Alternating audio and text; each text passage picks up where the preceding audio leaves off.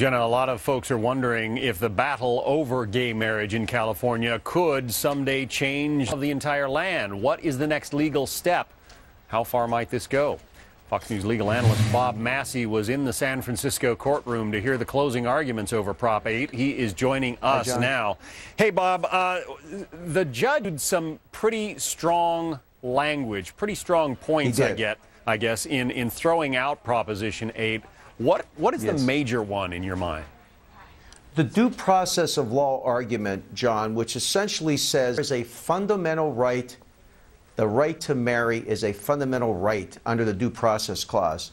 And as a result, he basically is saying, look, you cannot discriminate and sever because one of the same gender. And as a result of that, besides the fundamental right to marry, you cannot also discriminate within a class, and therefore equal protection of the law, and found it unconstitutional. Okay, due process. Let's take a look at that. Specifically, what are we talking about here? Break that down. We hear a lot about due process, and it's in the Constitution. Well, it's a very abstract concept, John, in constitutional law, but basically the Supreme Court has found that, look, the Constitution in our country, there is this right, this absolutely core right for you and I to have the right to be married, fundamentally based on the Constitution of our country.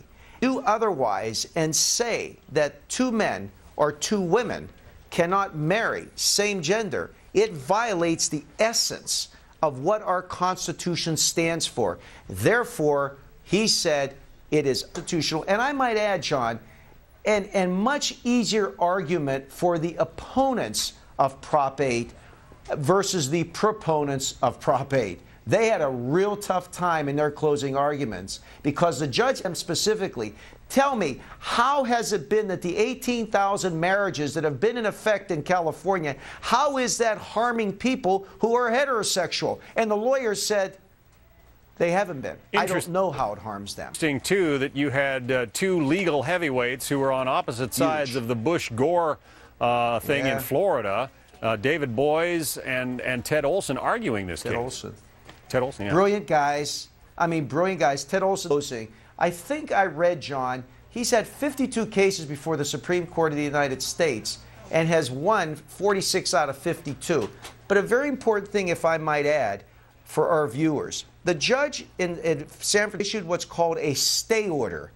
What that means is he's given the proponents of Proposition 8 until Friday to try to get the Ninth Circuit, which is where this case will be appealed to continue that stay, what that means following. Right now, you still cannot go in San Francisco to get a license of same sex to be married. So that is very common. The federal judge said, I'm going to give you to Friday to go to the appellate court to continue that stay pending the appeal. I suspect that those paperwork was prepared a long time ago and ready to go, and the Ninth Circuit probably will enter a stay pending the appeal. So can this change nationwide law?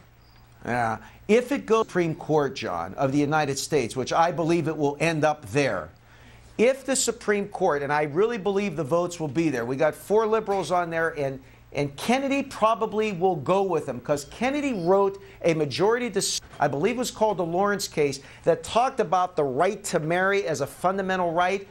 5-4 probably, if it goes to the Supreme Court, in case, God forbid, something happens. And if it doesn't, Obama's still in there. There's just going to be another liberal there to render the same decision. Changes the whole law of the land. It says, look, equal protection, due process, fundamental right to marry, same sex doesn't matter. The only thing that would change that, John, if it goes to the Supreme Court of the United States, is a constitutional amendment. It's not going to happen.